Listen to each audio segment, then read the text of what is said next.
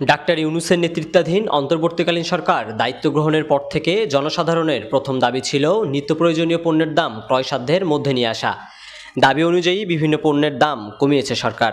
তবে কাঁচা শাকসবজি, মাছ, মাংসসহ নিত্যপ্রয়োজনীয় অধিকাংশ পণ্যের দাম রয়েছে অপরিবর্তিত।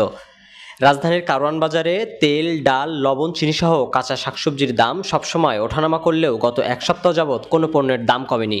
উল্টো ভোজ্য তেলের দাম লিটারে 5 টাকা করে বৃদ্ধি পেয়েছে। বা 4-5 দিন আগে আমি মুরগি নিয়েছি 160 টাকা, যেটা ফার্মের যেটা ব্রয়লার হচ্ছে, কিন্তু এখন আজকে দেখি 180, আবার বলতেছে 90 টাকা হয়ে গেছে, বাট ওনারা 10 টাকা ছাড় দিচ্ছেন এরকম। তো খুব বেশি ডিফারেন্স আমি দেখছি না। সব আগে যেটা ছিল 1 মাস আগে যদি বলেন উল্লেখযোগ্য যেটা একই রকম। বাজার হাটের আসলে অবস্থা এখনো আগের মতোই রয়ে গেছে, তবে মাঝখানে কিছুটা হইলো কাঁচা যে শাকসবজি সেটার কিছুটা দাম কম ছিল, এখন আবার বন্যার কারণে সেটা কিছুটা বাড়ছিল, এখন মোটামুটি পর্যায়ে আছে আর কি। তারপরেও বলা যায় যে আসলে দামটা আরও কম থাকা উচিত। যেমন হচ্ছে সয়াবিন তেল, যেটা 80 টাকা করে আমরা খোলাটা বা এমনিতে কিনতে পেরেছিলাম, সেটা যে বাড়লো 170-এর পরে 167 করে আমি যে রেগুলার কিনতেছি, কমে তো না। বর্তমান বাজার অনুযায়ী নিত্যপণ্যের দাম এখনও ক্রয় ক্ষমতার মধ্যে রয়েছে, তবে ক্রেতাদের দাবি সর্বসাধারণের কথা চিন্তা করে নিত্যপণ্যের দাম আরও কমানোর। দাম আগের মতোই আছে, কোনো তারতম্য নাই। তবে আমাদের এক্সপেকটেশন থাকবে যে এটার জন্য বাজার নিয়ন্ত্রণ কমিটি সবসময় দেখে, কিন্তু আলটিমেটলি রেজাল্ট আমরা খুব পার্থক্য পাই না বা কমেও পাই না, যেটা আছে এটাই চলতেছে।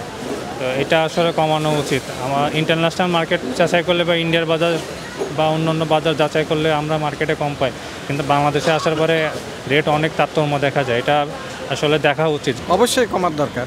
এখন তো আর আগের মতো সেই পরিস্থিতি নেই, পরিস্থিতি চেঞ্জ হয়েছে, সাথে সাথে মানুষের এগুলো চেঞ্জ হওয়ার কথা।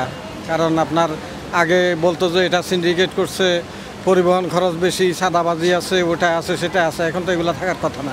এখনও আমাদের ক্রয় সাধ্যের উপরেই আছে, জনগণের যাতে ক্রয় ক্ষমতার ভিতরে থাকে নিত্যপণ্য, এদিকে যেন ওনারা সচেষ্ট হন আর কি। একদিকে মাসের মাঝামাঝি সময়, অন্যদিকে ঊর্ধ্বমুখী জিনিসপত্রের দাম, সব মিলিয়ে অন্য সময়ের তুলনায় তুলনামূলক ক্রেতার সংখ্যা কম ঢাকার কারওয়ান বাজারে, যে কারণে দিনের অধিকাংশ সময় বসেই পার করছে বিক্রেতারা। পাইকারি বাজারে নিত্য প্রয়োজনীয় পণ্যের দাম না কমায় খুচরা পর্যায়েও ব্যবসায়ীরা পণ্যের দাম কমাতে পারছেন না।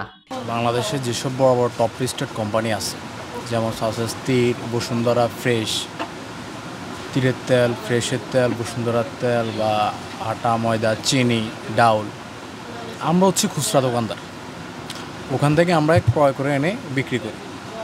আমার মত হচ্ছে আপনাকে ওইখান থেকে আপনার হচ্ছে দামটা কমাতে হবে। ওইখান থেকে যদি আপনার দাম কমে, তাহলে আমাদের এখানে দাম কমে যাবে। তো কোম্পানি যদি দাম না কমায়, তাহলে তো আমরা কমাতে পারতেছি না। সোয়াবিন, পাম অয়েল প্রতি কেজিতে 5-7 টাকা বাড়ছে। আর অন্য জিনিস যেগুলো আছে ওগুলো মোটামুটি আগের মতোই আছে, তো বাজারে ওরকম বেচা কিনি নেই। আসলে সত্য কথা বলতে নতুন সরকার যারা আসছে তাদের দোষ দেওয়া যাবে না, কারণ এখনও তারা ঠিকমতো গোছাইতে পারে না। একটা মাল এলসি করলে ঠিক আইতে 2 মাস, 2.5 মাস, 3 মাস লাগবে। হুট করে তারা আসলো, এখনও ঠিকমতো বসতে পারে নাই। এখনই যদি এ নিয়ে অস্থিরতা করি, কমে না কেন, কমাইলে না কেন, এটা তো অমানবিক হয়ে যায়। প্রতি কেজিতে রুই মাছে 50-60 টাকা দাম, একটু বেশিটা কিনতে হয়, কিন্তু বেশিটা কিনলে কি হইব, আমরা ওই বেশি দামে বিক্রি করতে পারি না। যা কিনে এই থেকে 10-20 টাকা বেশি হয়তো বা বেচতে পারি, এর বেশি সম্ভব হয় না। বিগত সরকারের আমলের মন্ত্রীরা নিজেদের পকেট ভরাতে পরিকল্পিতভাবে সিন্ডিকেটের মাধ্যমে জিনিসপত্রের দাম বৃদ্ধি করতে বলে মত ক্রেতা বিক্রেতাদের। তবে নতুন অন্তর্বর্তীকালীন সরকারের কাছে তাদের দাবি, রাষ্ট্র সংস্কারের পাশাপাশি নিত্য প্রয়োজনীয় পণ্যের দাম নিয়ন্ত্রণেও নজর দিতে হবে। লোটাস আহমেদ, বার্তাবাজার, ঢাকা।